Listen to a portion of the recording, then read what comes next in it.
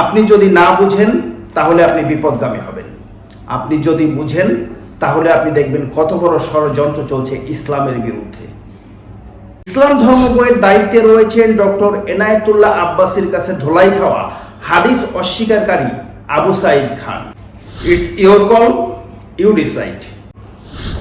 তবে আমরা অবশ্যই আমাদের সন্তান এবং কওমের ভবিষ্যৎ প্রশ্নে আপোষ করব না। আসসালামু আলাইকুম রহমতুল্লাহি ওয়া বারাকাতুহু।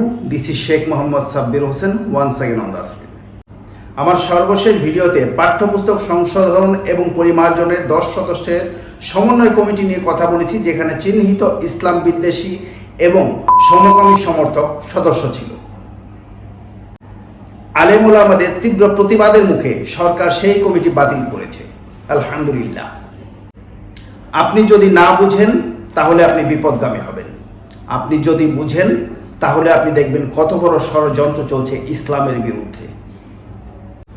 পাঠ্যপুস্তক সংশোধন এবং পরিমার্জনের যে 10 সদস্যের সমন্বয় কমিটি ছিল তা বাতিল করা হয়েছে ঠিকই, কিন্তু পাঠ্যপুস্তক সংশোধন এবং পরিমার্জনের জন্য যে 41 সদস্য বিশিষ্ট কমিটি রয়েছে সেখানে আগের সমস্যা ঠিকই রয়ে গিয়েছে। এই কমিটিতে যথারীতি আছেন চিহ্নিত ইসলাম বিদ্বেষী প্রফেসর কামরুল হাসান মামুন, আছেন সমকামী সমর্থক ডক্টর সামিনা লুৎফা নিত্রা। ইসলাম ধর্ম বইয়ের দায়িত্বে রয়েছেন ডক্টর এনায়েতুল্লাহ আব্বাসীর কাছে ধোলাই খাওয়া হাদিস অস্বীকারী আবু সাঈদ খান, যার সাথে রয়েছে নাস্তিক এবং কাদিয়ানীদের গভীর সুসম্পর্ক।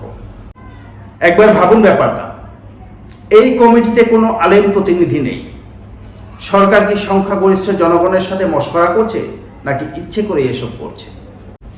সেকুলার প্রগতিশীল গোষ্ঠী শিক্ষা ক্ষেত্রে তাদের আধিপত্য বজায় রাখতে মরিয়া, আর ইসলামপন্থীদের উদ্দেশ্য আমাদের সন্তান এবং কওমকে বিকৃতি এবং বিপদগামিতা থেকে রক্ষা করা।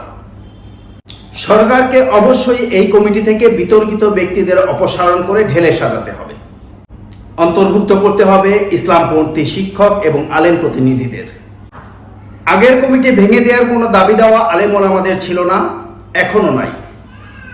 দাবি শুধু বিতর্কিতদের কেন্দ্র করে। আপনারা কমিটি সংস্কার করে দেবেন, আলহামদুলিল্লাহ। আপনারা আন্দোলন দেখতে চাইলে welcome. It's your call, you decide. তবে আমরা অবশ্যই আমাদের সন্তান এবং কওমের ভবিষ্যৎ প্রশ্নে আপোষ করব না, ইনশাআল্লাহ। সাথে থাকবেন। আসসালামু আলাইকুম রহমতুল্লাহি ওয়া বারাকাতুহু।